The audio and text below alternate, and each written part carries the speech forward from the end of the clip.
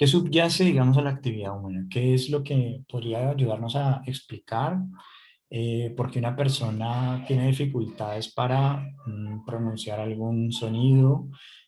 ¿Por qué a una persona se le dificulta reconocer qué idioma se le está hablando? ¿Por qué una persona confunde una letra con otra letra?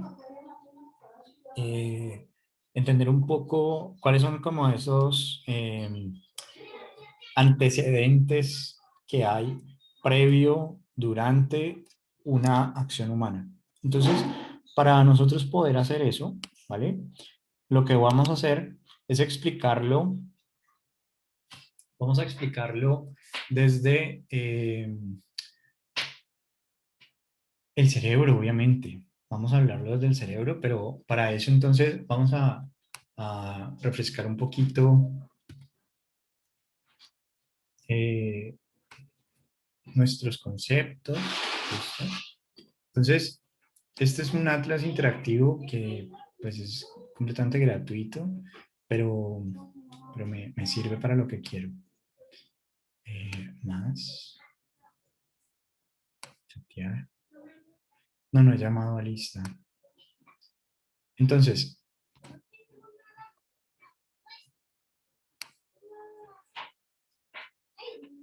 no se ve nada, ¿cierto? O sea, cuando puedo abrirlo en otra parte. Listo. Voy a ponerlo aquí.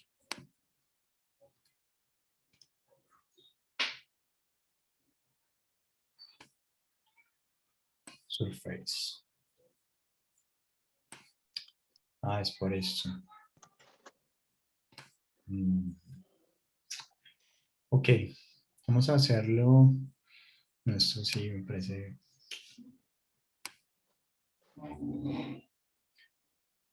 desafortunado un poco. Vamos a hacerlo entonces.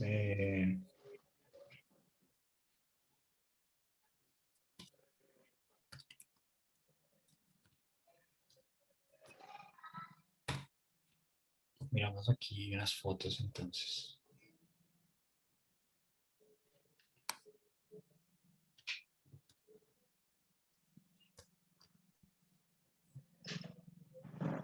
Ok, no, vamos a hacerlo con este.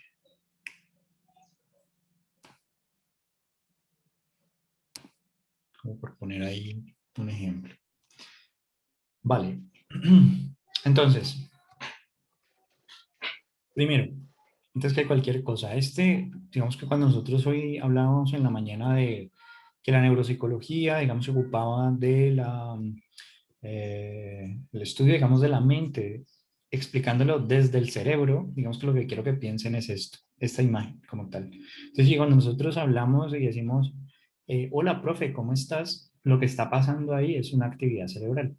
Y cuando yo les contesto, bien, ¿y ustedes? Lo que está pasando en mí, pues es una actividad cerebral que me permitió entender lo que me estaban diciendo y poder contestar en consecuencia. Bien, visto desde esa perspectiva, entonces, el sistema nervioso central humano, particularmente nos interesa el cerebro.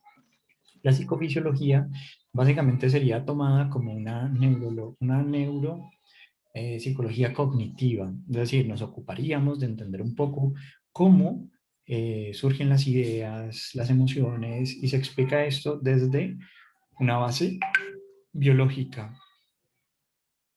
Entonces, cuando nosotros pensamos en el cerebro, básicamente vamos a tomar prestado una idea que viene del padre de la neuropsicología. ¿Quién es el papá de la neuropsicología? Es Alexander Luria.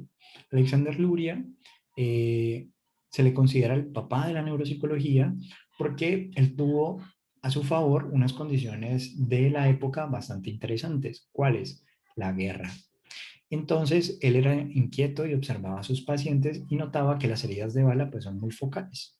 Es decir, se dan en una región muy específica del cerebro.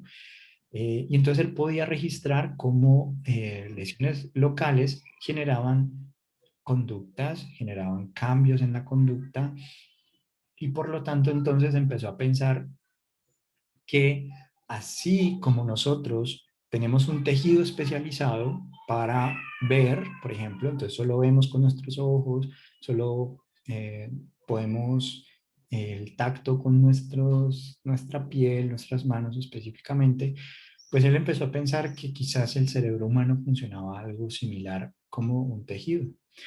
Pero lo interesante de Luria es que él empieza a pensar en el cerebro no como un asunto localizacionista, es decir, solo se da si se lesiona un lugar específico, entonces vamos a tener siempre la misma consecuencia, sino que él empezó a notar que pacientes con lesiones en regiones idénticas tenían conductas diferentes y que pacientes que tenían comportamientos similares, sus lesiones se ubicaban en regiones cerebrales diferentes. Y entonces él empezó a pensar en un asunto más de un cerebro como sistema. Es decir, que así como nosotros decimos, nosotros vemos y aparece un sistema para que nosotros podamos ver y nosotros tocamos y nos damos cuenta de qué es lo que tocamos y cómo lo tocamos y qué textura tiene y todo lo demás mediante un sistema, pues él empieza a pensar de la misma manera. Él empieza a decir que nosotros, especialmente nuestro cerebro, funciona como un sistema de bloques cerebrales. Entonces, la teoría de Alexander Luria, la primera teoría que existe y que vamos a trabajar de manera eh, hoy en clase, pues es relacionada con el sistema de los bloques funcionales. Entonces, un bloque funcional, ¿qué sería entendido ese bloque funcional? ¿Qué significa un bloque funcional? Un bloque funcional significa entonces que hay diferentes estructuras cerebrales que participan de manera colaborativa, de manera participativa, de manera interdependiente en la función, en mantener una función, garantizar una función. Y eso nos lleva entonces a que él, por ejemplo, empiece a decir, es decir, que una persona, yo voy a cerrar acá.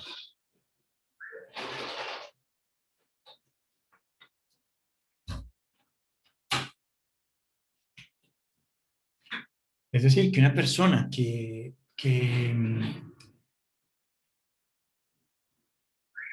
por ejemplo, pierde sus manos, empieza a escribir con sus pies. Entonces él empieza a observar eso y dice, eso significa entonces que al pensar en bloques funcionales nos permitiría explicar o entender un poco por qué una lesión en una región cerebral particular no genera la misma consecuencia para todos los pacientes.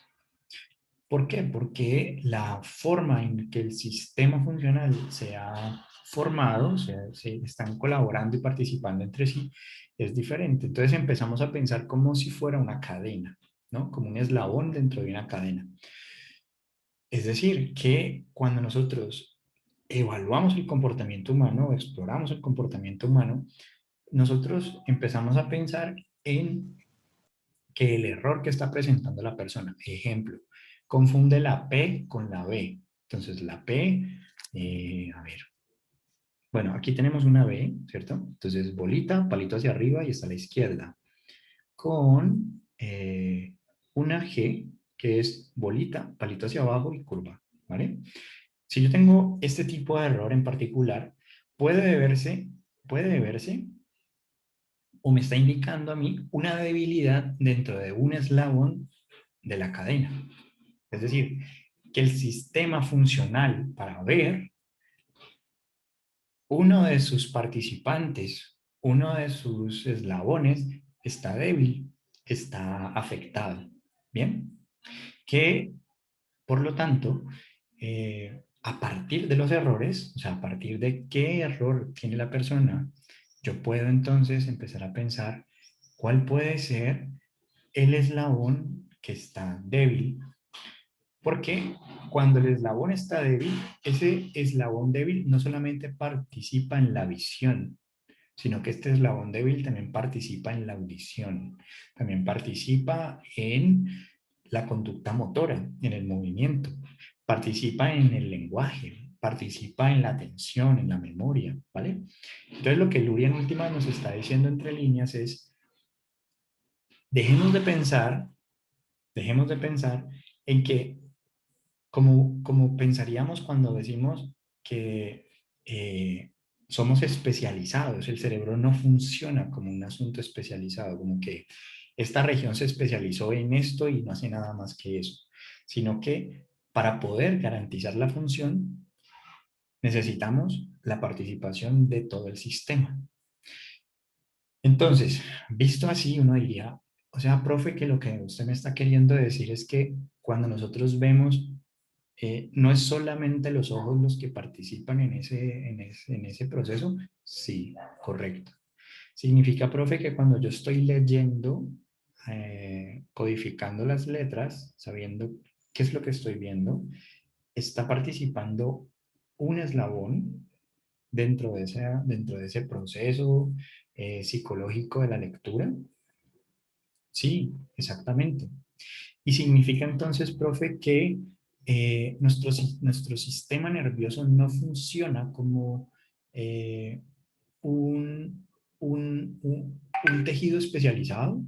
Es decir, que es prácticamente como si tuviéramos un conjunto de elementos que cada uno aporta una partecita para que la función compleja se dé. Sí, exactamente. ¿Eso qué significa? Que si nosotros tomamos, por ejemplo, no sé si ustedes han visto, por ejemplo, cuando a alguien le roban la llanta de un carro, entonces tenemos el carro que tiene las llantas originales y luego le reemplazan una llanta por otra, ¿no? Sigue cumpliendo la función, o sea, la rueda sirve para lo que es rueda, ¿sí? Pero, espérenme un segundo, por favor.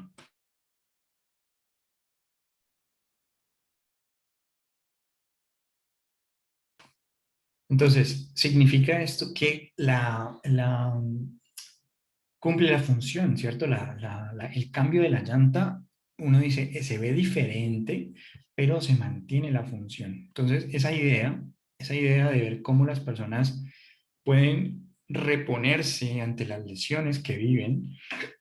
Entonces, como una persona que es diestra y se quiebra el brazo, por ejemplo, se lo lesiona y no puede seguir escribiendo con la, aprende a escribir con la izquierda.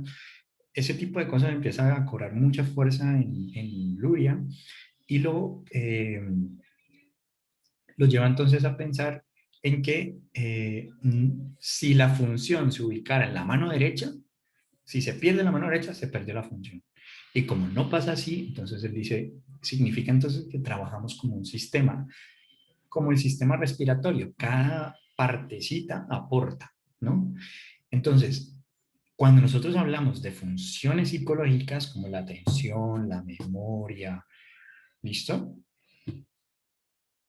Esas funciones psicológicas las ponemos al servicio de funciones como de acciones más complejas, leer, escribir, contar, ¿cierto? Entonces, él va a empezar a decir, ok, significa entonces que todas estas funciones se garantizan por un sistema funcional, ¿vale? Un sistema funcional. Entonces, él va a empezar a hablar de la lectura como un sistema funcional, de la escritura como un sistema funcional. Jugar al fútbol, pues es un sistema funcional. Jugar play y ser el mejor, sistema funcional. O sea, todas nuestras acciones humanas, sino que pues uno tiende a pensar exclusivamente en lectura, escritura, cálculo, pero lo que les quiero decir es, toda acción humana se soporta sobre la base de un sistema funcional, ¿vale? Eso significa, por lo tanto, que nosotros en función de la experiencia, es decir, de qué tanto ponemos a funcionar nuestro sistema funcional, vamos a tener sistemas funcionales más fuertes o más débiles en función de nuestra experiencia. Ejemplo, el sistema funcional de jugar fútbol que tiene Lionel Messi versus el sistema funcional de jugar fútbol Alejandro Botero eh, difieren significativamente, ¿vale? ¿Por qué? Porque la experiencia, el uso de ese sistema funcional, la cantidad de pelotas que le han lanzado a uno y a otro, la cantidad de pelotas que han lanzado él a otras personas. Es muy diferente, ¿vale? Entonces, no basta solamente con que nosotros digamos, yo tengo la genética, ¿no? De jugar fútbol, nací con la destreza, con la habilidad, porque es que pues, vengo de una familia futbolera, o bueno, lo que sea. Porque si no hay la necesidad de practicarlo, o sea, si yo nazco con ese gen, pero en mi contexto no me lo demanda, no me lo exige, no me lo posibilita, pues yo puedo tener la habilidad, pero no va a pasar, no seré el mejor jugador del mundo. Versus si yo no tengo la genética y tengo la práctica. Nosotros notamos, vamos, cuando hemos tenido conciertos en el mío, no sé si ustedes se han subido al mío y han escuchado conciertos de cantantes, música, etcétera, personas que uno dice, tienen como el talento, o sea, como el don, nacieron con eso, a personas que uno dice, pues hace la ejecución bien, pero no me conecto con lo que transmite, ¿cierto? Entonces, tenemos esas dos situaciones para indicarles entonces que los sistemas funcionales de Luria son sistemas culturodependientes, es decir, que en función de la experiencia se fortalecen, en función de cómo han sido educados, se digamos que se ponen débiles y se ponen débiles ciertos aspectos, o sea, ciertos eslabones. Entonces vamos a mirar qué compone estos sistemas funcionales vistos a partir de, entonces, primer concepto, sistema funcional. ¿Listo? Entonces, sistema funcional de la lectura. Está compuesto por unos bloques funcionales y está compuesto por unos eslabones dentro de ese bloque funcional. ¿Okay? Cuando nos referimos a bloques, nos referimos a una estructura o a un conjunto de estructuras que realizan una función particular, ¿vale? Pero esa función particular, lo que quiero que me entiendan allí, es que esa función particular, cuando está débil, no solamente va a afectar donde donde funciona, donde se necesita, donde se requiere, sino en todas donde ella participa. ¿A qué nos referimos? Que si yo tengo una debilidad a nivel motor, o sea, dentro de mi bloque funcional, ven y yo lo voy a poner aquí como para que sea un poco más claro. Vamos a poner una pizarra, ¿vale? Entonces, hasta ahora hemos hablado de unos conceptos, entonces tenemos el concepto de sistema funcional, que sería como el gran concepto, ¿listo? Debajo de ese sistema funcional tenemos el concepto de bloque funcional, ¿vale? Y el concepto de eslabón, ¿vale? Eslabón, pero vamos a cambiarlo por el concepto técnico, para que de una vez lo manejemos de una vez. Entonces, el concepto técnico sería factor, ¿vale? Factor neuropsicológico. Y ahorita vamos a hablar de cada uno de ellos, ¿no? Pero me interesa que empecemos por lo grande. Entonces, sistema funcional. Sistema funcional, entonces, es un conjunto, ¿vale? Es un conjunto de bloques funcionales que ¿de qué están hechos los bloques funcionales? De factores neuropsicológicos. Entonces, mi cerebro, ¿cómo funciona? Funciona por neuronas, ¿no? Está hecho de neuronas. Bueno, Luria dice, ok, cuando tú juegas fútbol, cuando tú lees, cuando tú escribes, hay un sistema funcional que te permite leer, pero ese sistema funcional, así como tienes el sistema respiratorio, circulatorio, etcétera, etcétera, pues en el nivel del sistema central nuestro, pues diferentes regiones cerebrales, diferentes lugares dentro del sistema nervioso central van a participar para que tú puedas leer. Entonces, el sistema funcional de la lectura está hecho de bloques funcionales y esos bloques funcionales están hechos de factores neuropsicológicos. ¿Se entiende? Ahorita hablamos de qué es cada cosa, pero me interesa es como que a nivel general entendamos un poco como el panorama en el que nos estamos metiendo. Y no sé si a ustedes les guste, pero a mí esto me, me encanta. Bueno, entonces, sistema funcional, bloque funcional, factor neuropsicológico. Eso significa entonces que factor neuropsicológico, vamos a llamarlo un concepto puente.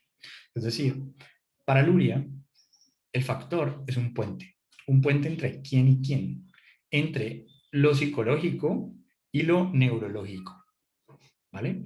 Es decir, que para Luria, cuando nosotros hablamos de factor neuropsicológico, estamos pensando en una actividad cerebral que permite una función psicológica.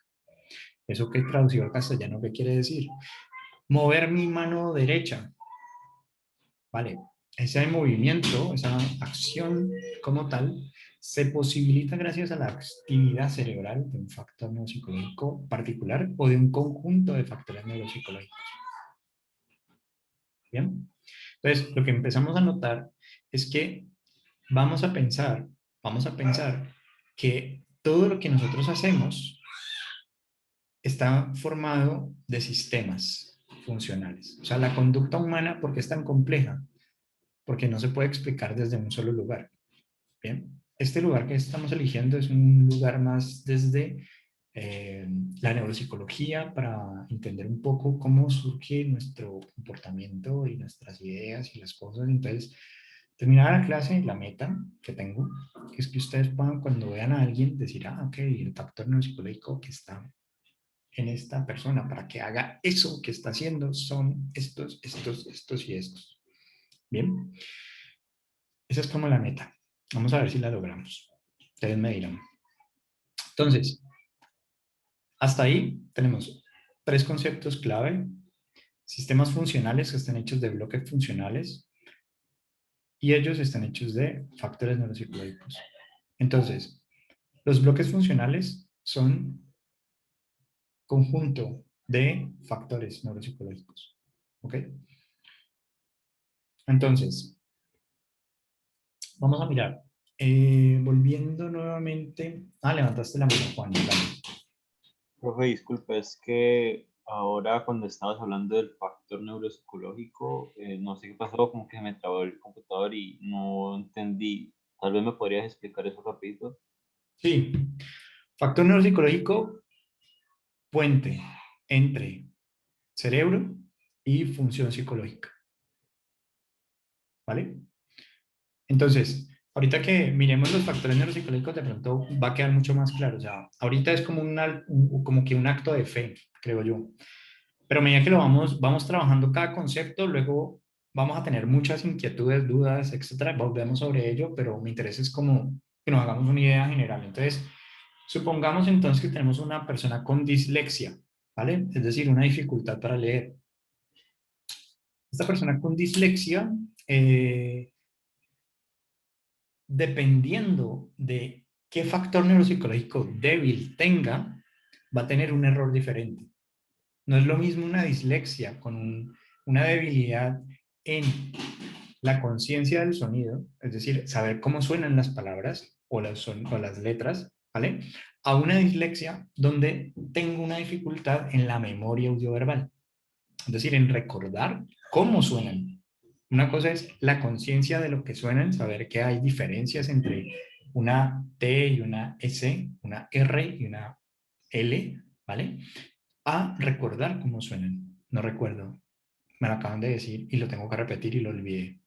No es lo mismo. Entonces, esto nos lleva entonces a la casuística, o sea, nos lleva a que si nosotros acogemos la propuesta de Luria, estaríamos diciendo que la dislexia, la discalculia y cualquier problema neuropsicológico que vayamos a nosotros a abordar o reconocer o leer o tratar, tiene una singularidad.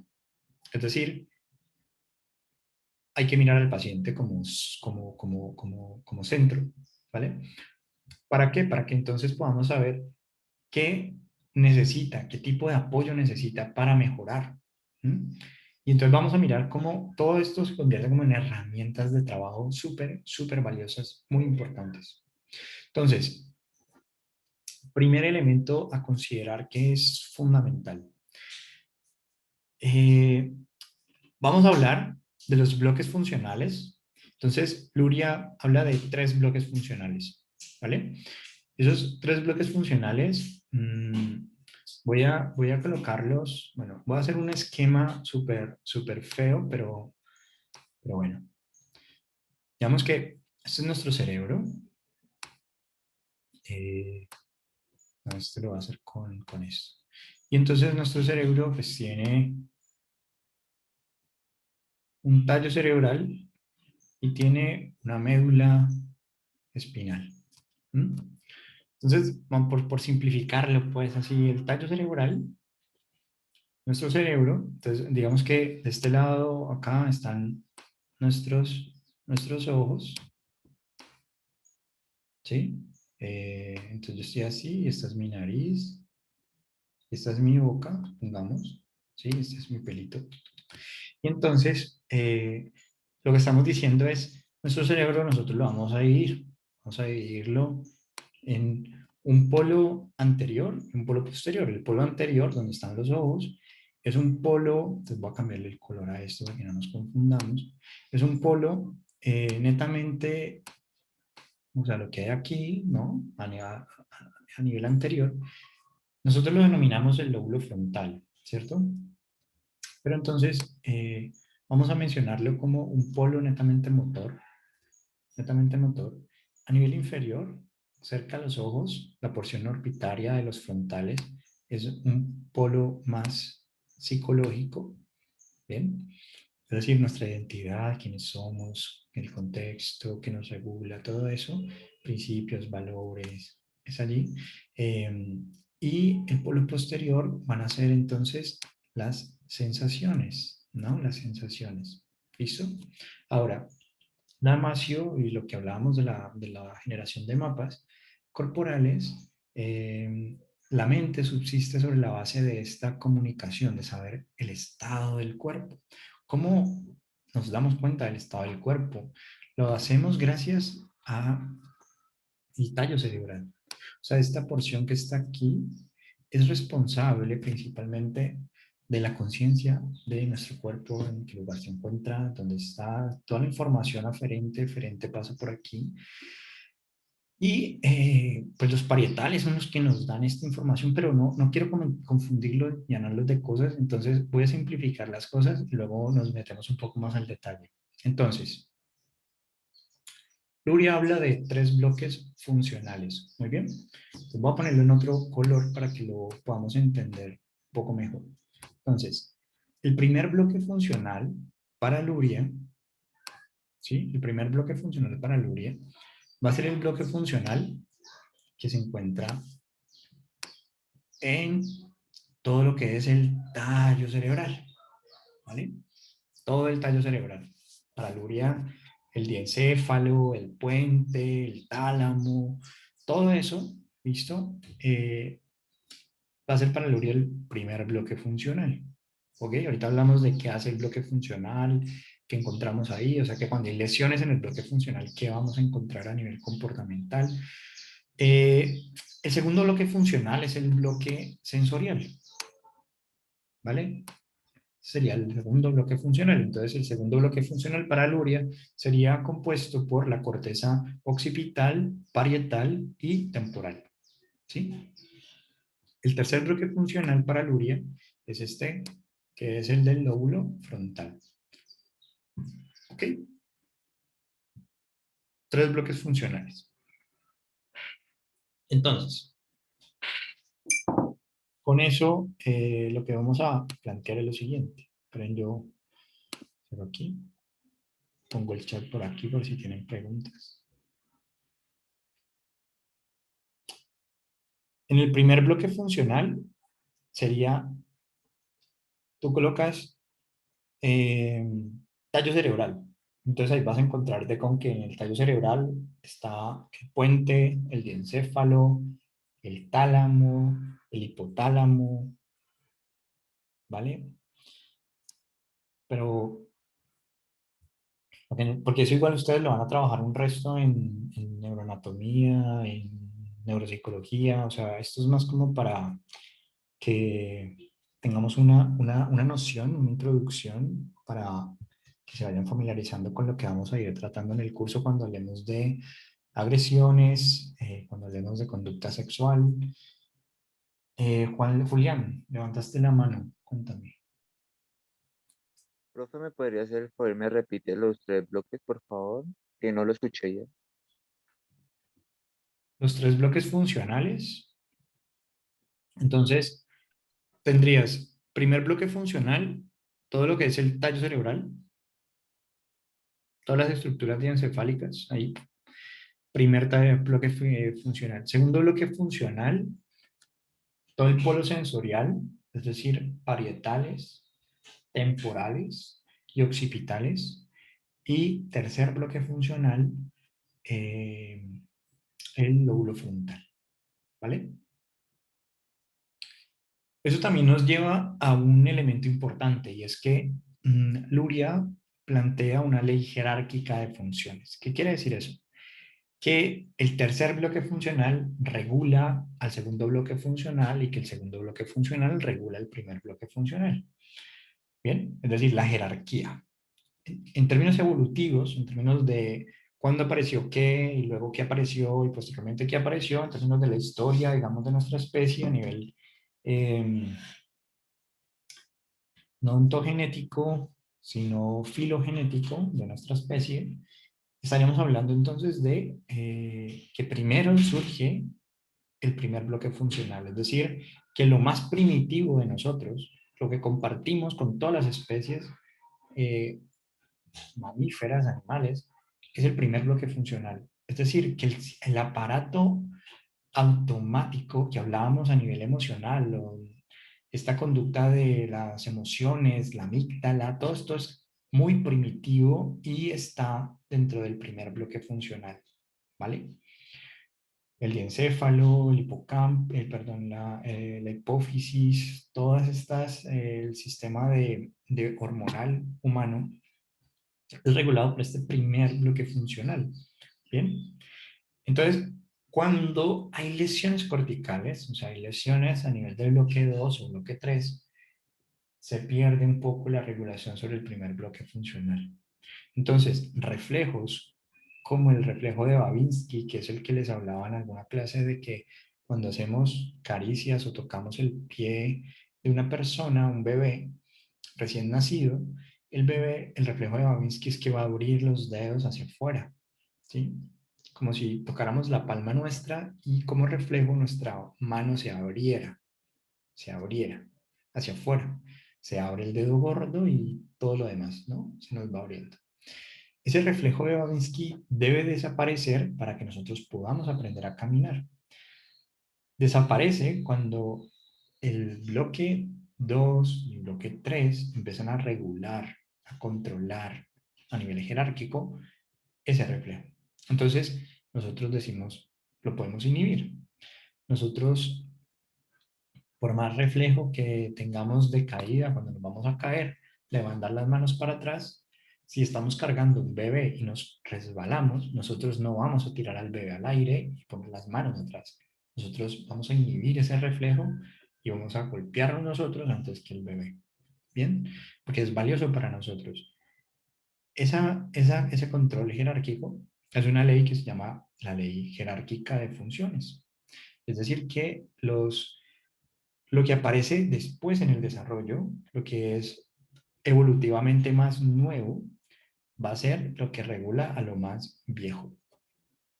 Entonces, la corteza cerebral aparece más tardíamente en la evolución y es la que va a regular a todo el primer bloque funcional, a todo el tallo cerebral, lo primitivo de nosotros.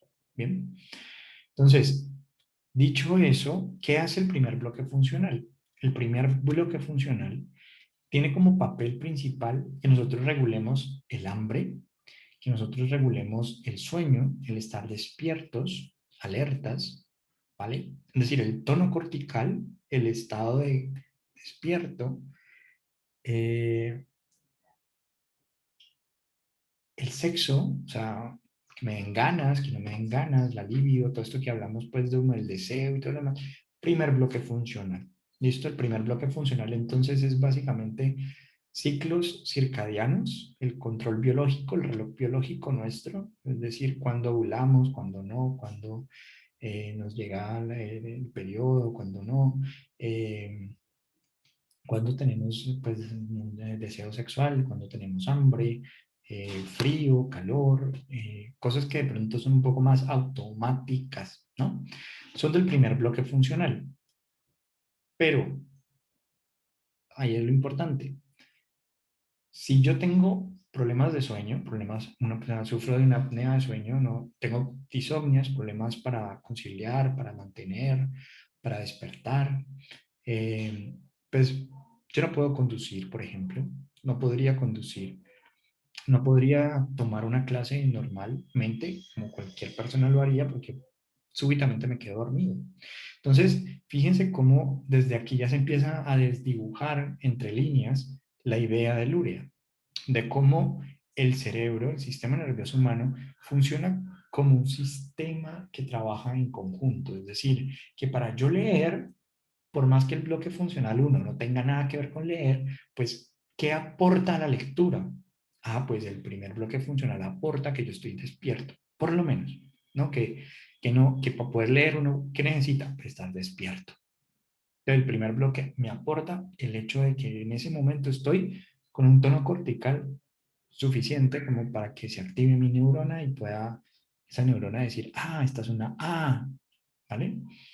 ¿Listo? Entonces, primer bloque funcional, regula las funciones corporales, biológicamente hablando, es el que da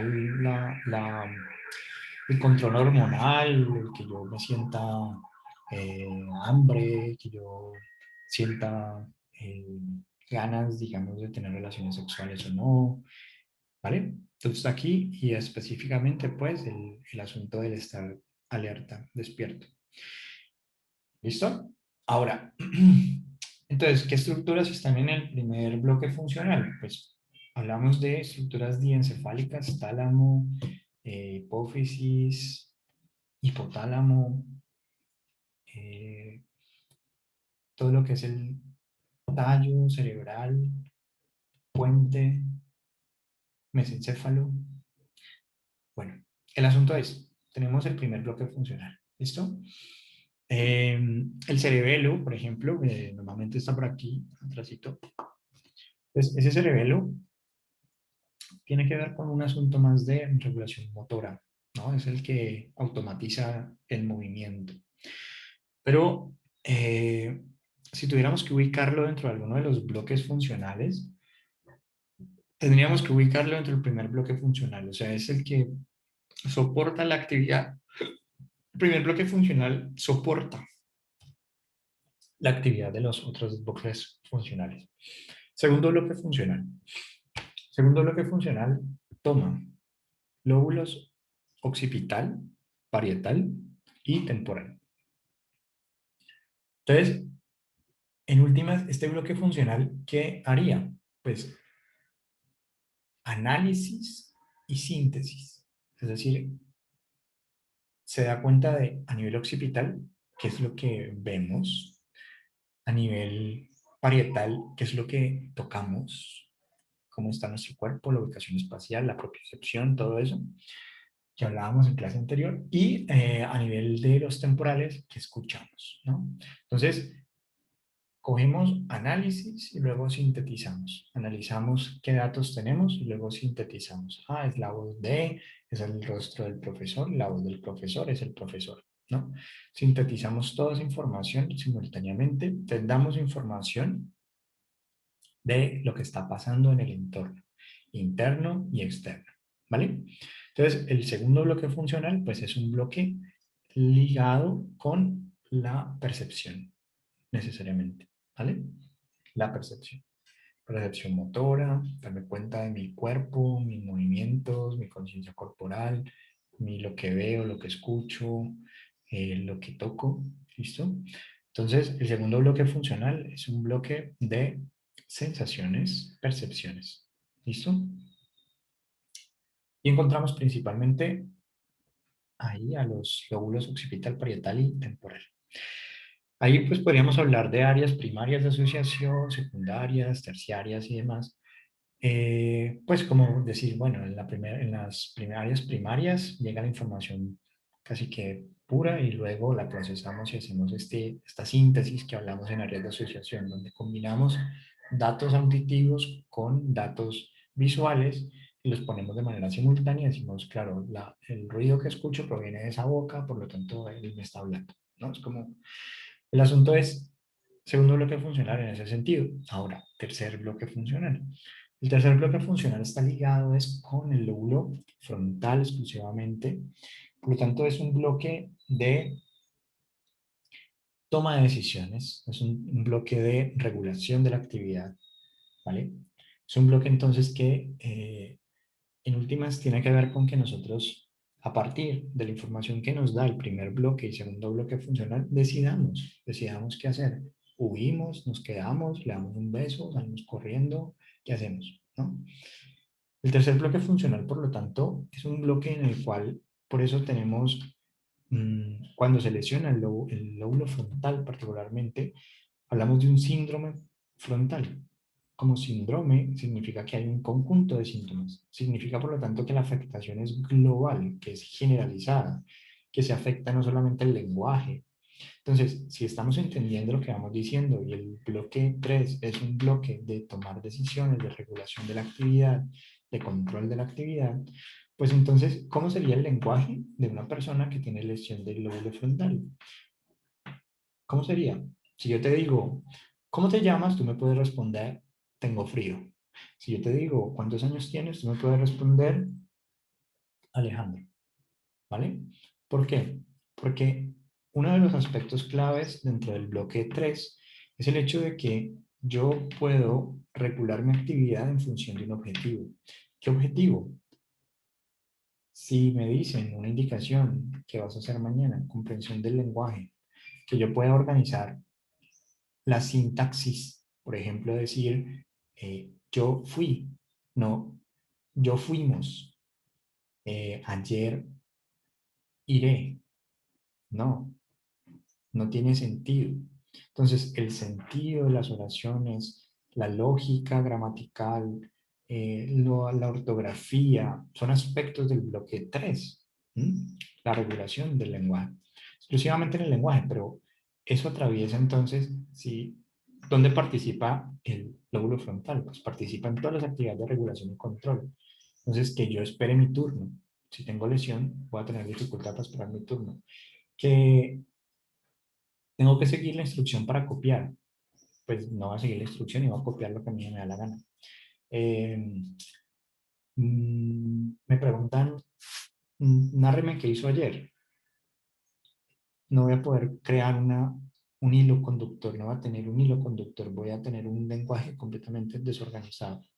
A nivel motor podríamos tener una desorganización temporal de las acciones. Entonces, me voy a vestir y primero me pongo la camiseta, luego me pongo el pantalón y luego los zapatos y luego los calzoncillos, ¿vale? Y luego las medias. Una cosa completamente desestructurada. Entonces, el lóbulo 3, bueno, el bloque funcional 3, que es el de los lóbulos frontales, particularmente, mmm, tiene que ver entonces con esa regulación de la actividad humana. Hasta ahí vamos bien, o sea, se entiende un poco la lógica de la jerarquía, de cómo se quiere de manera interdependiente cada uno de los bloques, Profe, hace cada qué bloque. pena, es que tengo una duda. ¿Vale? Y referente a los lóbulos frontales, que es el bloque 3, el área 3, digo, la red funcional 3, decías ahorita. Y mi pregunta es la encargada del área motora como tal? Ok. Sí, sí, o sea, tiene que ver con el aspecto motor, en el sentido de que da un orden a la ejecución motora, a una secuencia motora, digamos que sabe qué va primero y qué sigue después, y con qué objetivo se da cada acción. Entonces, entender, por ejemplo, una señal, o sea, la bendición, por ejemplo, si yo tengo una lesión frontal, no sabría realmente cómo realizar ese movimiento, esa acción, qué tengo que hacer primero y qué tengo que hacer después. Eh, entonces, es un polo muy, muy motor, o sea, afectaría casi que todas las acciones humanas. O sea, en el lenguaje, cuando hablamos, la secuencia de acciones, la secuencia de movimientos para yo hablar, o sea, todo ese aparato fonoarticulador, la articulación de ese aparato fonoarticulador, su secuencia, voy a tener dificultades. Entonces, sí, es muy, muy motor, pero el asunto es que lo que nos hace a nosotros quienes somos, es decir, nuestra identidad, nuestros valores, creencias, etcétera, pues también se encuentran relacionados con este bloque funcional. Es decir, el hecho de que yo tenga eh, una proyección de futuro, que yo me pueda anticipar, que yo pueda eh, hablar casi que de manera simultánea en este momento tener al mismo tiempo varias ideas y poder organizar qué idea voy a poner primero y cuál después, y que tengo un objetivo con lo que estoy diciendo y pueda ir pensando mientras estoy explicando qué necesito de ejemplo para que quede mucho más claro. Todo eso me lo permite el bloque 3. Entonces, vamos a tener un aspecto motor en gran medida, pero también un aspecto psicológico de igual medida.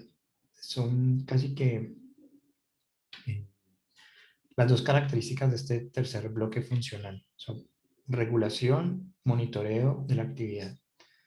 ¿Qué actividad? La motora, eh, cómo nos vestimos, qué hacemos, dónde ponemos las tildes, etcétera. Bloque 3. ¿Listo? Bueno, no sé qué más preguntas tengan hasta ahí para que vayamos mirando los factores neuropsicológicos. Profe, qué pena, ¿me puede repetir lo último? Porque que no le alcancé a entender bien. Sí, claro. Mira, este último bloque funcional lo tienes que pensar como el bloque de la regulación y el monitoreo de la actividad. Piénsalo como un bloque de control y monitoreo de la actividad. Entonces, como es un bloque de control y monitoreo, pues sería un bloque relacionado con todo el movimiento, con todas las acciones humanas. Va a monitorear esas acciones humanas, va a estar regulando esas acciones humanas. ¿Bien? Por lo tanto, si bien es muy motor, trae consigo que sea muy psicológico, porque lo que hace que yo sepa quién eres tú es la regularidad de tus acciones. Si yo hoy un día te veo haciendo una cosa, pensando sobre algo de una manera y al otro día de otra, y a otro día de otra, y otro día de otra, finalmente yo no sabría con quién estoy hablando.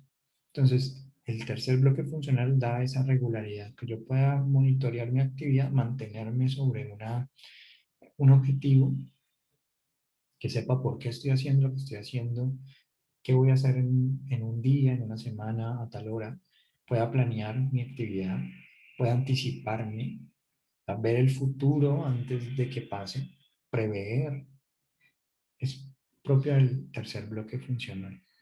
Eh, Y esto, digamos, que es lo que diferencia a nosotros del resto de animales. Es decir, nuestro tercer bloque funcional, específicamente la corteza prefrontal, que es la corteza que más tardíamente surgió en la evolución, en nosotros esa corteza prefrontal es bastante grande. Es prácticamente la mayor porción de nuestro cerebro. Y eso, pues, no es capricho evolutivo, es lo que ha permitido que, o sea, nuestro desarrollo cerebral a nivel de corteza frontal se debe en gran medida a este asunto de los pulgares oponibles, el uso de herramientas, la bipedestación, pero sobre todo a tener que lidiar con otro lóbulo frontal que también hace, o sea, también lee mis intenciones, que puede anticiparse a mis acciones y que entonces es un juego como de cómo tengo comida, cómo tengo esposa o pareja, porque el otro también sabe cómo anticiparse, ¿no? Entonces, en ese intercambio se da un desarrollo de anticipaciones, de planeaciones y que yo pueda entonces monitorear si alcancé o no alcancé el objetivo, que pueda dar cabida, digamos, a que en el lenguaje tengamos el espacio y el tiempo al mismo tiempo. Es decir, que en el lenguaje yo pueda decir, mañana voy a ir a la finca, por ejemplo, y que podamos decir, ah, bueno, ¿y en la finca qué vas a hacer? ¿No? Pues, ah, pero de pronto hay un derrumbe, entonces podríamos tomar la vía tal. O sea, no tengo que esperar a que me pase para preverlo, puedo anticiparlo, conversar sobre eso, tomar decisiones, que podamos hablar sobre problemas que quizás no han pasado y a empezar a planear cómo resolverlos desde ahora. Todo eso entonces es gracias a este corteza prefrontal específicamente que nos permite la libertad, o sea, nos permite que anticipemos, que podamos planear, que podamos monitorear nuestra conducta en función de un objetivo. Por eso cuando hay una lesión del lóbulo frontal hablamos de un síndrome, porque la afectación es general, donde participa la regulación, el monitoreo, pues participa prácticamente en todas las acciones humanas, en gran parte de ellas. ¿Dónde no? ¿Dónde puede que no? Cuando hacemos planas, por ejemplo. En una plana yo no tengo que monitorear nada, solamente sigo lo que me ponen ahí. Por eso las planas son tan poco efectivas en términos de enseñanza y aprendizaje. Pero luego hablaremos de eso. Si vamos entendiendo un poco cada eslabón de la cadena, cada factor neuropsicológico, cómo las piezas, digamos, que se empiezan a organizar, vamos a entender un poco de qué va todo esto. Entonces, los sistemas funcionales van a estar hechos de estos bloques funcionales que acabamos de describir. Entonces, el sistema funcional de la lectura, para el sistema funcional de la lectura, de la escritura, de jugar play, etcétera, pues entonces vamos a participar allí bloque uno, bloque 2, bloque 3. Lo que vamos a empezar a entender un poco es de qué manera cada bloque participa.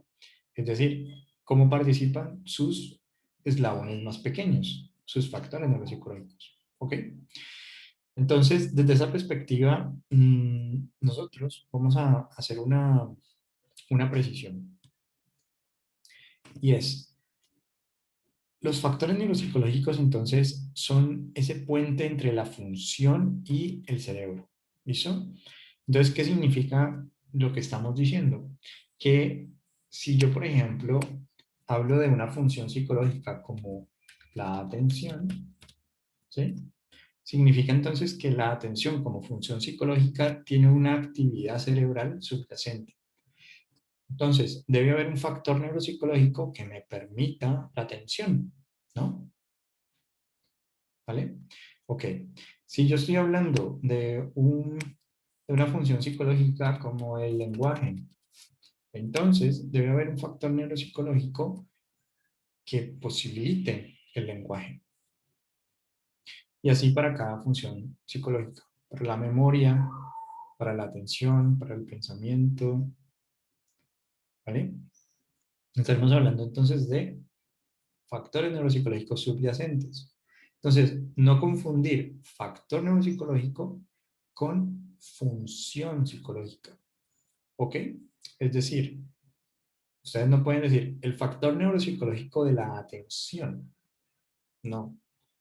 La atención es una función psicológica, pero no es un factor neuropsicológico.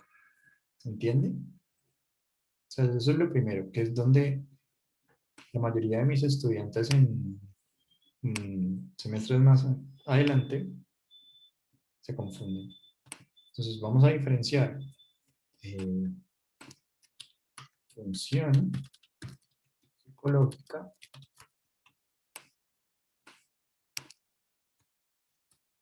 de factor neuropsicológico.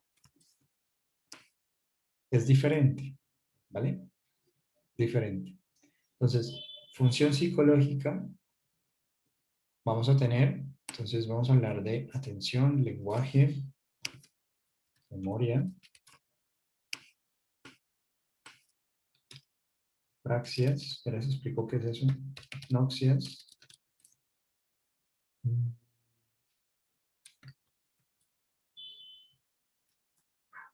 Bueno, eso lo podríamos poner dentro del lenguaje. Atención, memoria, lenguaje, praxis, noxias. Como funciones psicológicas, principalmente. ¿Bien? Entonces, estas funciones psicológicas, si ustedes recuerdan en el colegio,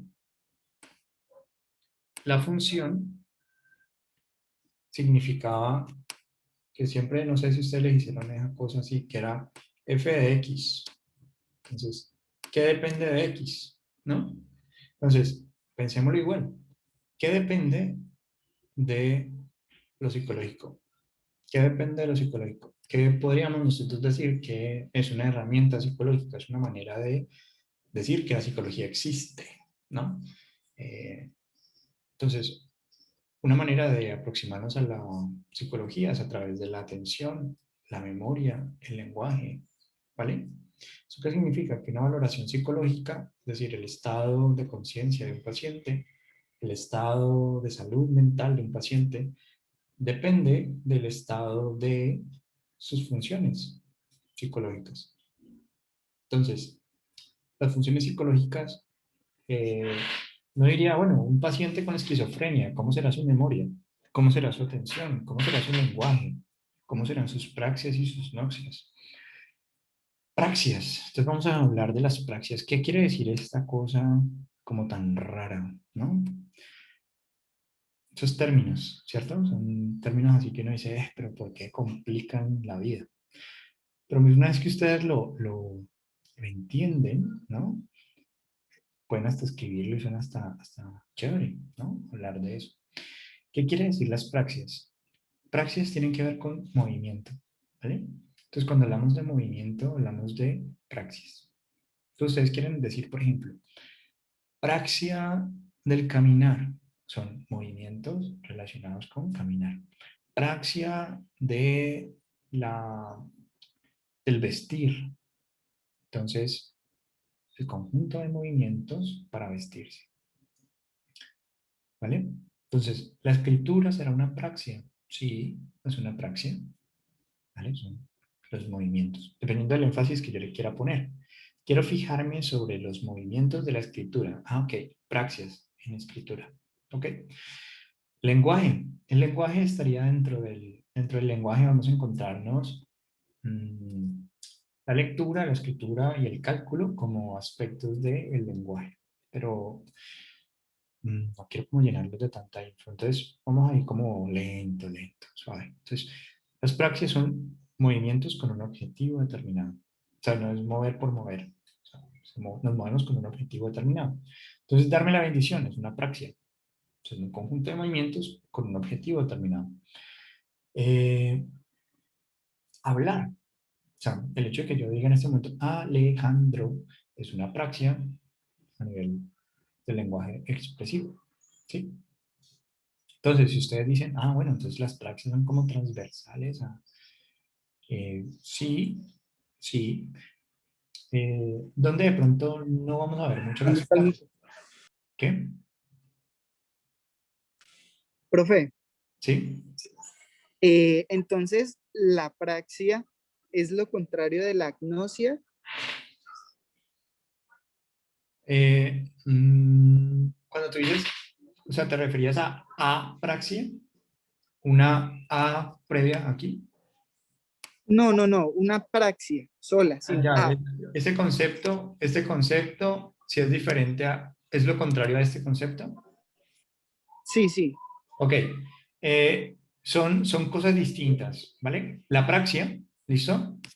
Este concepto de praxia nos referimos a movimiento con un objetivo determinado. Entonces, siempre que escuchemos praxias, movimientos, ¿listo? ¿Qué es ñonca? No sé. Me explican, que no tengo ni idea. Noxias. ¿Qué son las noxias? Es conocer por una modalidad, conocimiento por una modalidad sensorial, ¿vale? ¿Qué significa esto? Que hablamos entonces de noxias visuales. Entonces, noxias visuales sería, por ejemplo, que yo a ustedes les dijera, ¿qué es esto?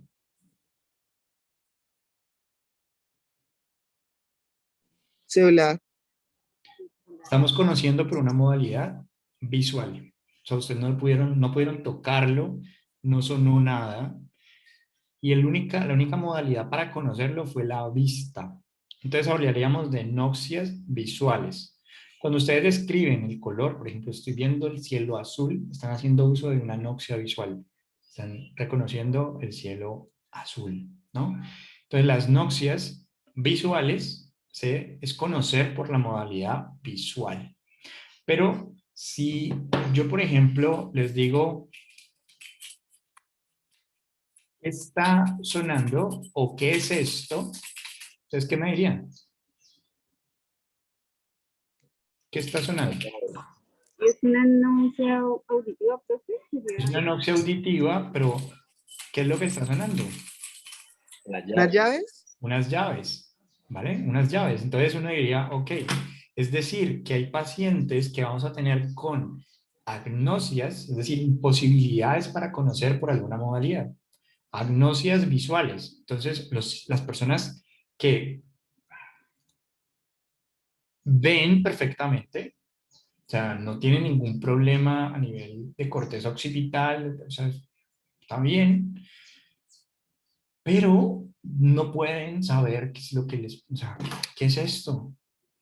¿Qué es esto? Nada, nada. Te empiezan a describir, es negro, tiene una forma redonda y un poco metálica, pero no logran articular todos esos elementos en un solo elemento para decir, es unas llaves, ¿vale? Hay pacientes que no pueden reconocer el rostro humano. Entonces, esos pacientes son aquellos que se fijan, o sea, te pueden describir características del rostro, el color de los ojos, las cejas. Entonces, cuando se hace un registro del patrón visual, es decir, en qué se fijan los pacientes con agnosias visuales, nosotros cuando vemos algo, nuestro patrón visual, casi que lo que hace es como delinear el objeto. Entonces, si yo tengo esto, entonces casi que el patrón visual sería como si ustedes hicieran el patrón visual. Quedaría como si lo pusiéramos en una hoja, un dibujo del vasito. Eso es lo que ustedes miran cuando uno lo pone en términos de laboratorio. Un paciente con agnosia visual se fija en algún aspecto del elemento que le llama la atención y pierde de vista lo demás. Es decir, que su patrón visual se queda en un punto en particular. Puede ser solo en esta parte. Y todo lo demás no es como si no se viera, ¿no? Muy desdibujado. O sea, como que cuando uno pone la imagen de qué fue lo que vio, eso es como un desorden. No sabemos qué fue lo que vio.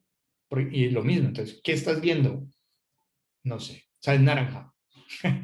Es naranja, es lo que pude ver. Pero no es un vaso. No te pueden decir eso. Entonces, las noxias son modalidades de conocimiento, ¿vale? Entonces, decimos que es una primera fuente de conocimiento, ¿vale? Saber, por ejemplo, a nivel táctil, las noxias táctiles. Si yo me meto la mano al bolsillo y saco lo que necesito sacar, es gracias a una noxia táctil. Voy a sacar una moneda de 500. Entonces yo meto la mano y puedo discriminar entre monedas de 50, de 100, de 1000 y saco la de 500. Esa es una modalidad táctil. Por eso, cuando nosotros evaluamos, si yo estoy evaluando noxia visual, ¿vale? No deberíamos de hacer sonar absolutamente nada. ¿Listo? Si estamos evaluando noxias táctiles, el paciente no debería haber visto lo que yo le voy a poner a encontrar, a sentir con sus manos, tampoco haber escuchado lo que estamos diciendo con sus manos, y por eso hay algunos elementos de la evaluación que ustedes necesitan cubrirse los labios. ¿Por qué? Porque si yo veo cómo tú haces el sonido, si yo estoy evaluando, discriminación audioverbal. Entonces, si yo veo cómo lo haces, pues prácticamente puedo hacerlo, pero no porque discrimine audioverbalmente, sino porque pude conocer por otra modalidad, que es la modalidad visual, y sé cómo pusiste la boca, los labios y demás, y entonces puedo decir, ve es diferente de, porque vi cómo era diferente, ¿vale? Vi cómo se articulaba diferente. Entonces, praxias y noxias, como, claro, las noxias gustativas existen. Todas las modalidades sensoriales, solo que nosotros, ¿vale? Por ejemplo, con el COVID-19, ¿cuál es uno de los síntomas de uno decir, tengo COVID? Pérdida del olfato, pérdida del gusto. Hay un nombre para eso, que es la prosopagnosia, es la pérdida del reconocimiento de los rostros. O sea, no reconozco el rostro de los seres queridos, ¿ok? Pero tiene su propio nombre la pérdida del gusto y tiene su propio nombre la pérdida gustativa. Entonces uno podría, pues, si lo quiere como simplificar al máximo, decir agnosia gustativa. Una pérdida de la capacidad para conocer los sabores. O sea, no sé si está salado, no sé si está dulce, si amargo, no tengo ni idea. Es muchas veces lo que nos pasa con el COVID como síntoma. Entonces, pero entre más específico es mejor. O sea, si yo puedo decir, bueno, hay un nombre que reemplaza, ¿no? Entonces, la agnosia visual, pues sería, no puedo saber absolutamente nada por la visión, pero quizás puedo saber sobre objetos, pero sobre rostros no. Ah, bueno, ese nombre es la prosopagnosia, que es no reconocimiento de rostros humanos. ¿Vale? Entonces, hasta acá, yo voy a cerrar mi cámara otra vez. Entonces, hasta acá tenemos factor neuropsicológico que no hemos explicado todavía y o sea, hemos solamente dado como el concepto, pero no hemos entrado pues en profundidad. Entonces, función psicológica significa entonces que a través de estos aspectos del movimiento, es decir, si hay hiperquinesia, un exceso de movimiento, bajo movimiento, tono muscular, bajo tono muscular, perseveraciones, movimientos repetitivos, si hay verborrea, lenguaje, si el lenguaje es delirante, confuso, desarticulado, incongruente, incoherente, nos permite a nosotros entender un poco como de qué va su psique, ¿no? En qué estado se encuentra su psique. Una psique enferma, una psique sana, ¿vale? Entonces, las funciones psicológicas son la manera que nosotros podemos aproximarnos a entender el proceso. No he llamado a lista. Entonces, ¿hasta aquí está claro? ¿Tienen alguna duda? ¿Está bien? O sea, estos aspectos que están aquí, pues, tienen de profundo bastante, ¿sí? Bastante. Por ejemplo, la atención, hay atención audioverbal, atención visual, atención selectiva, atención sostenida, hay memoria de largo plazo, de corto plazo. No, esto no entra en el parcial. Esto no entra en el parcial, creo que ya es suficiente. Esto sería para el siguiente parcial. ¿Listo? Eh, memoria de corto, de largo plazo, el lenguaje es expresivo y también es comprensivo. Las praxias, tenemos praxias complejas, praxias simples. ¿Qué sería más, como para entenderlo, sería algo así como si dijéramos motricidad gruesa, motricidad fina? En las noxias también tenemos noxias simples y noxias complejas. Las complejas son noxias más espaciales, visoconstruccionales. Armar un rompecabezas, por ejemplo, se pone en juego las noxias visuales, ¿sí? Discriminar colores son noxias simples, discriminar formas son noxias simples, ¿vale? Entonces, hasta aquí hemos hablado de funciones psicológicas y lo estamos separando entonces de los factores neuropsicológicos. Pero entonces la invitación para nosotros es empezar a explicar, digamos, un lugar para explicar las alteraciones del comportamiento a nivel psicológico pueden ser los factores neuropsicológicos. Entonces, ¿de qué tratan los factores neuropsicológicos en sí? Tratan entonces de que nosotros podamos entender por qué una misma categoría de diagnósticos se presenta diferente en un paciente o en otro. ¿Por qué? Porque el factor neuropsicológico implicado es diferente. Es decir, el error que está presentando el paciente, en lo que se está equivocando, el motivo de consulta, por decirlo así, eh, como yo puedo tener errores en la confusión de una letra espacialmente por causas diferentes. Entonces, en un paciente puede ser por problemas a nivel de noxias y en otro paciente puede ser a nivel de problemas de praxis, ¿vale? En otro paciente puede ser un problema de memoria. En otro paciente puede ser un problema de atención, ¿vale? Entonces, nuestra tarea como clínicos se trata, en últimas, de coger todos los datos, todo el conjunto de datos y, como decíamos al un principio, hallazgos objetivos, cuáles son los datos que tenemos, qué nos dicen los datos. Y a partir de los datos, entonces, hallazgos interpretativos, hallazgos subjetivos. Creo que el asunto se explica por un problema de memoria. O sea, el paciente está presentando esta sintomatología que tiene una habilidad de memoria a corto o a largo plazo, etc. Ahora, eso si lo fuéramos a explicar exclusivamente desde la función psicológica. Ahora, otro aspecto que vamos a agregarle al asunto para entender un poco el funcionamiento cerebral en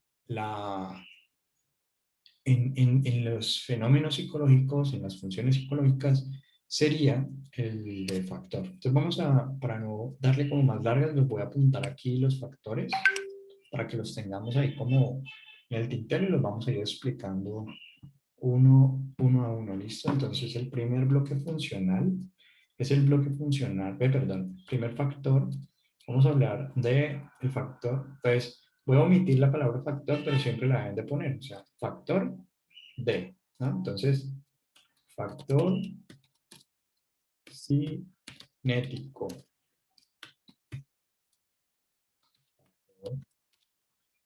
cinestésico, de oído fonemático. Yo dije que no iba a poner la palabra factor, pero bueno. Factor de regulación y control. Factor de memoria, o factor, se llama factor de retención audio verbal. Factor de retención visual. Factor de factor perceptivo analítico. Factor perceptivo global.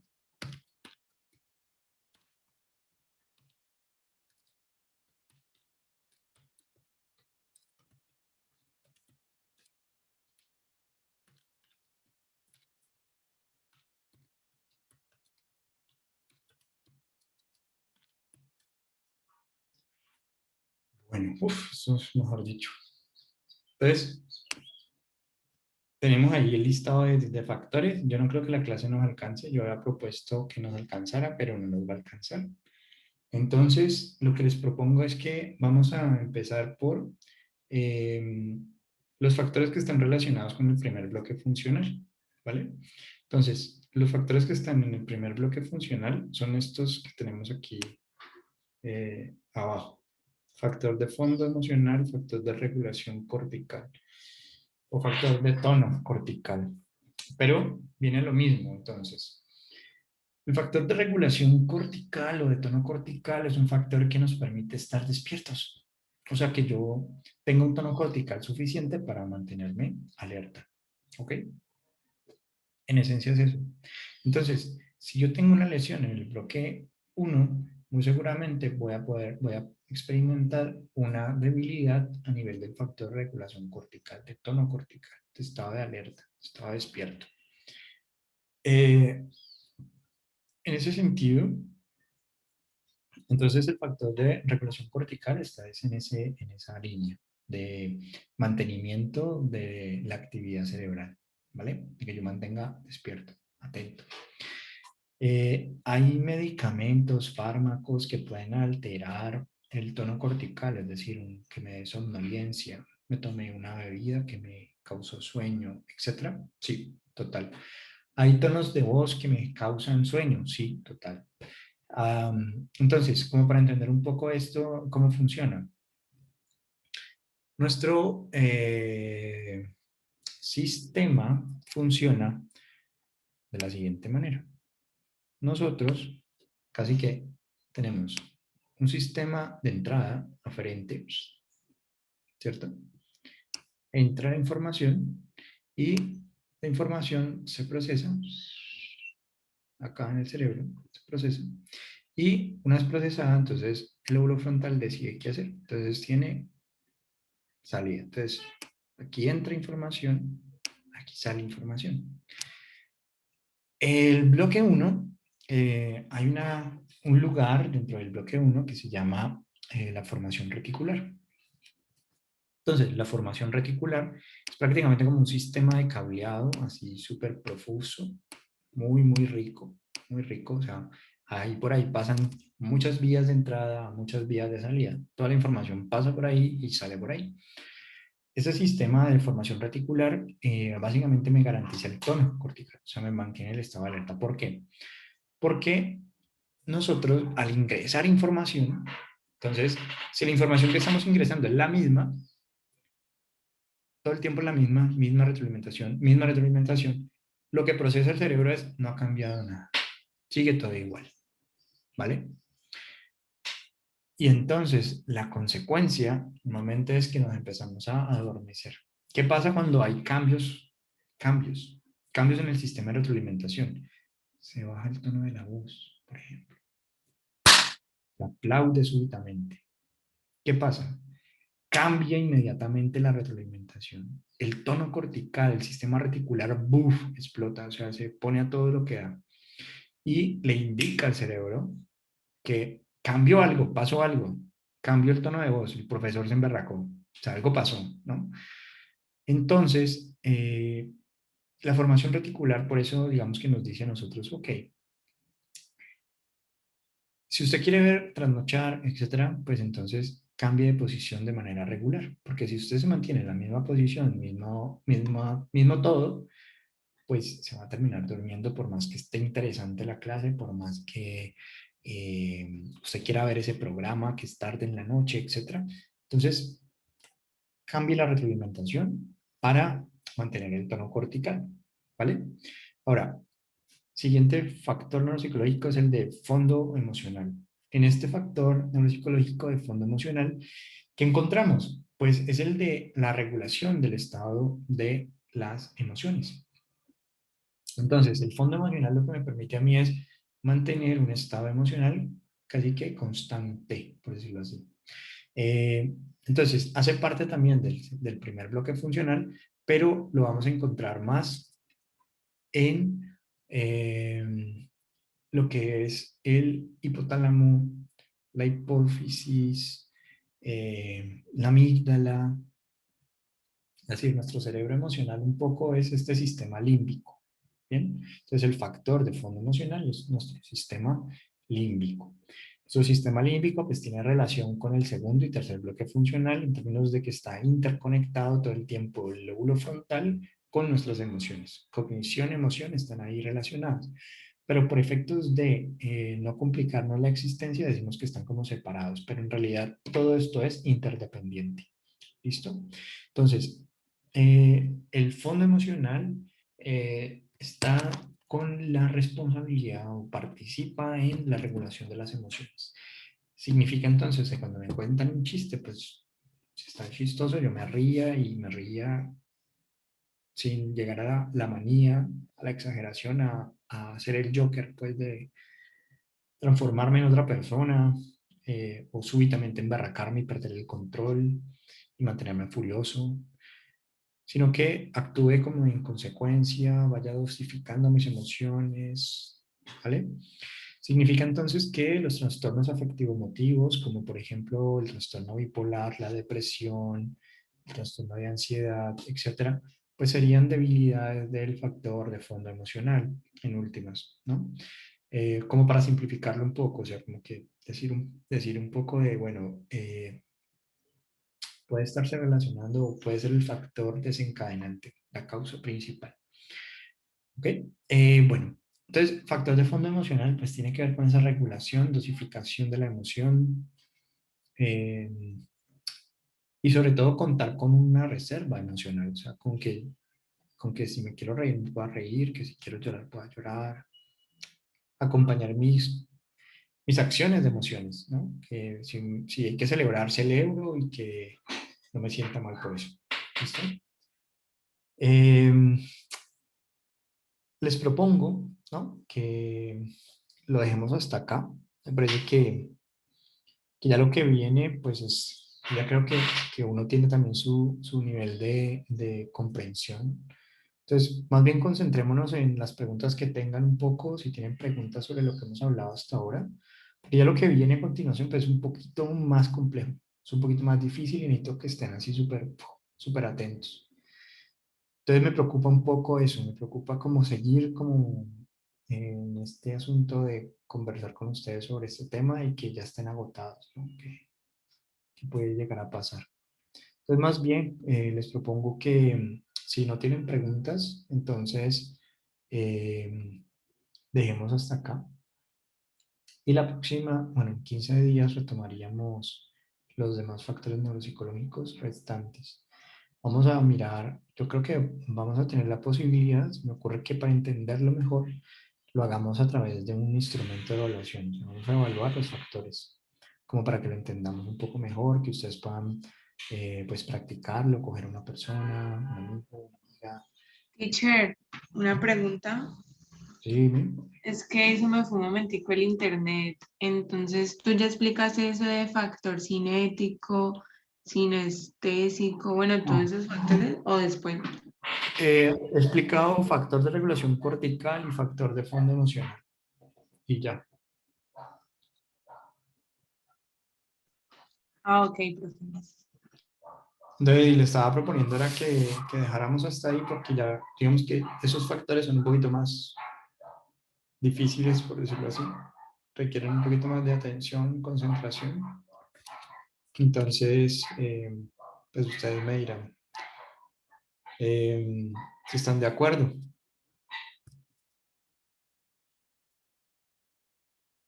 Pues sí, profe. Pues sí, teacher, por Sí, mí, que ya profe, lo otro ya lo entendí, que está explicando ahora. me parece bien. Listo. Es decir, esto es lo que nos está haciendo falta. Entonces, estos dos factores son del bloque funcional 1, perceptivo global, perceptivo analítico, retención, retención. Entonces, cinético, sinestésico, oído, retención, perceptivo, tal. Estos son del 2 y el de regulación y control es del bloque 3. ¿Vale? Como para que nos vamos ok, con las piezas así, ya luego miramos al detalle cada factor. Ubicamos factores, bloque funcional 1, 2 factores, bloque funcional 2, como es un bloque sensitivo, temporales, parietales y occipitales, tenemos cinético, sinestésico, oído fonemático, retención visual, verbal, analítico y global. Acá. Y el último es el de regulación y control. Igual, yo les digo que son un poquito más difíciles, pero no son imposibles. O sea, pues a mí me parece, ¿no? Parece a mí que lo van a disfrutar. O sea, espero que no lo vean así como, uy, no. Ay, qué pereza, ¿no? Entonces, les decía es que creo que lo vamos a entender mejor haciendo una labor práctica. Entonces, eh, les voy a enviar un instrumento para que lo conozcan, lo revisen el manual, un poco como qué se hace en cada tarea. Entonces van a ver que dice, por ejemplo, factor cinético y de memoria táctil, por ejemplo. Entonces, bueno, ¿y qué tareas hay en este? Se hacía así. Ya entendí un poco mejor el factor.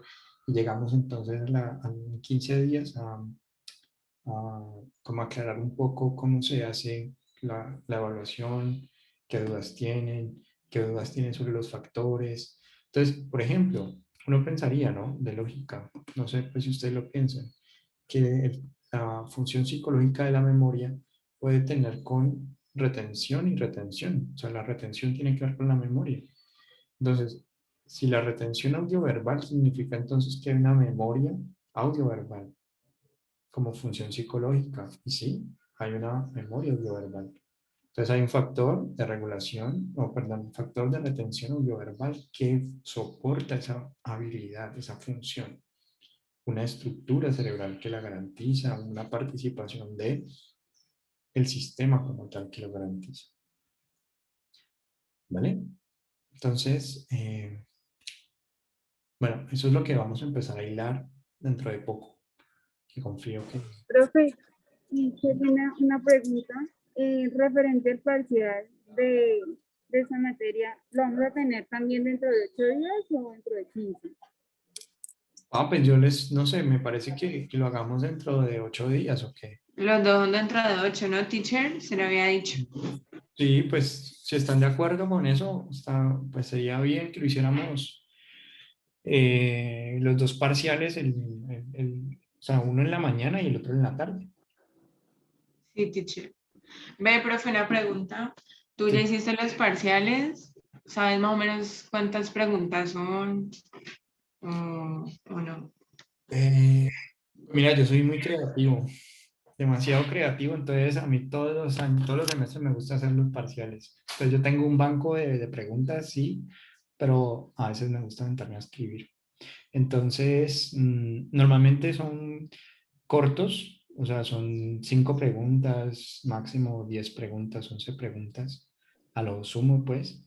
Son de selección múltiple, o sea, no es de escribir abierto, sino que se marca A, B, C o D. Em, en ocasiones puede aparecer algo como numerales, es decir, 1, 2, 3 y 4. Cuando vean numerales, o sea, que digan, por ejemplo, según, entonces, 1, tal cosa, 2, tal cosa, 3, tal cosa, y así. Cuando vean ese tipo de alternativas, significa que van a tener que elegir dos opciones como la correcta. Entonces, les va a decir algo como, si 1 y 3, pues es, marque A. Si 2 y 1, marque B. Si así, todas las anteriores marque, ¿sí? Ninguna de las anteriores marque, ¿vale? Ah, Entonces, listo. Teacher, ¿y tú cuánto tiempo nos das? toda la clase, Ah, ok. sí, toda la clase, no. Tienen tiempo pues para leer, para revisar sus apuntes, para googlear, para todo. Bueno, Ah, ¿qué, bueno, profe, gracias. qué temas entran en el parcial? Entra lo que hablábamos en un principio como resumen. Estadios de la conciencia, mapas, narración de los mapas, aparato afectivo emotivo, sí, su desarrollo afectivo emotivo y ya, creo que en esencia son esos los temas, ¿vale? Profe, ¿y la nota sale de una o hay que esperar? No hay que esperar porque imagínate que tú tengas tu nota de una, pues vas a saber cuáles son buenas, malas, entonces aparece el mercado negro ahí de, ¿cuánto me das por, por la respuesta correcta de la uno? ¿No? Entonces, una vez que ustedes terminen, yo ya cierro las respuestas, o sea, el parcial se abre en formulario, hay el tiempo se cierra y, y yo luego lo que hago es eh, darle un puntaje, digamos, por pregunta y pues eso nos da una nota. Y ya, ¿vale?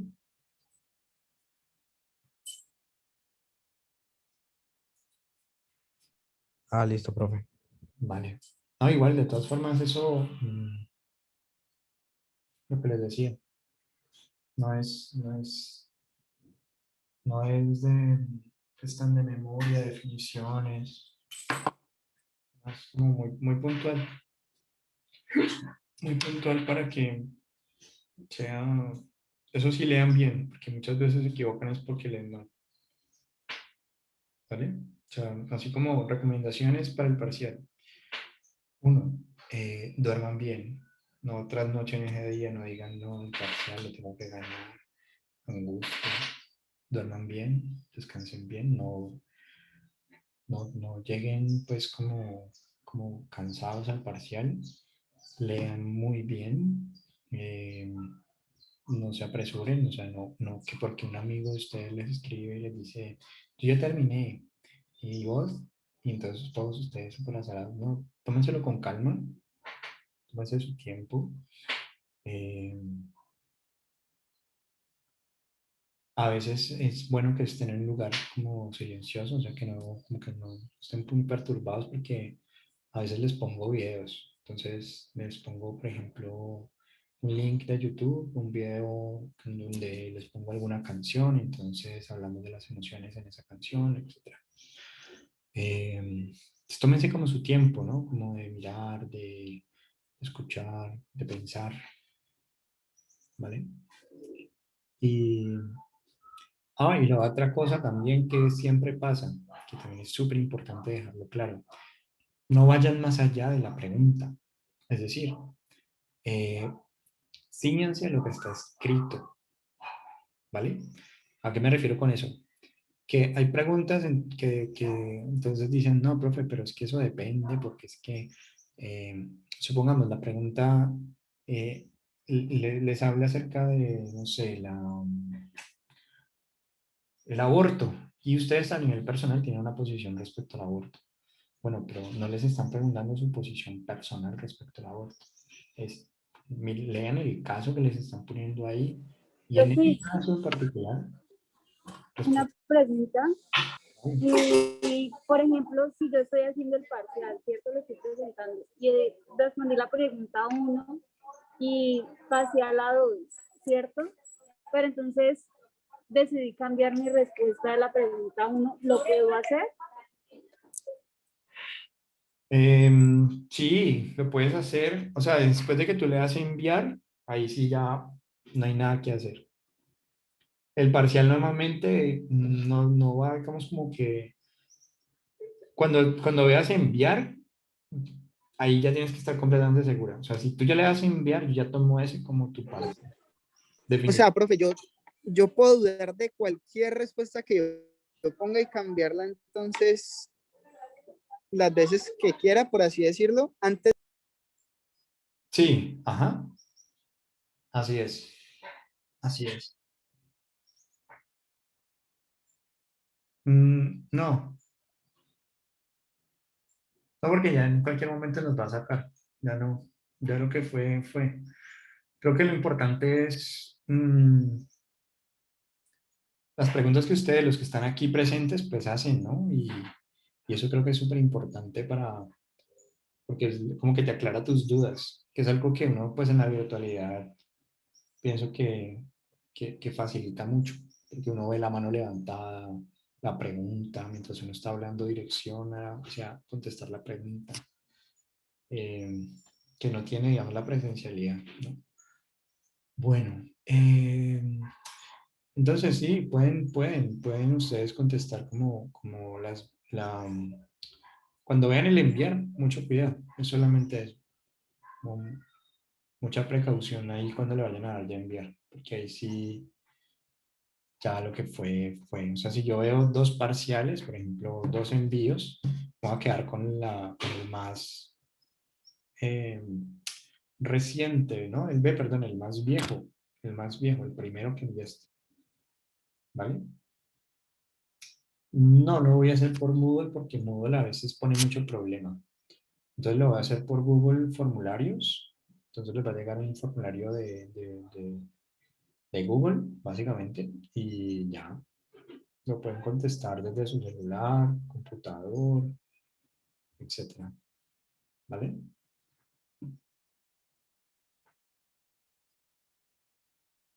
Intenten en la medida de lo Ah, posible listo. tener internet. O sea, que ese día como que, bueno, como que voy a hacer un lugar donde tengo menos probabilidad de que se vaya la luz, se vaya. Si lo voy a hacer desde mi celular, tener cargado mi celular, ponerlo a cargar, etcétera. ¿Vale? Profesor, que todos sus exámenes van a ser en Google, formulario. Sí. Ajá. Ah, bueno, sí, mejor porque a veces esa plataforma falla. Sí. Entonces, no. Sí, ya me he pasado. Entonces, por eso estoy en ese lugar ahorita. Es como para todos. ¿Vale? Bueno, chicos. Entonces, nos vemos el próximo miércoles. Que les vaya muy bien. Bueno, profe, gracias. Hasta luego. Dale, profe, hasta luego. Gracias, Feliz profe, hasta tarde. luego. Hasta luego, profe. Hasta luego.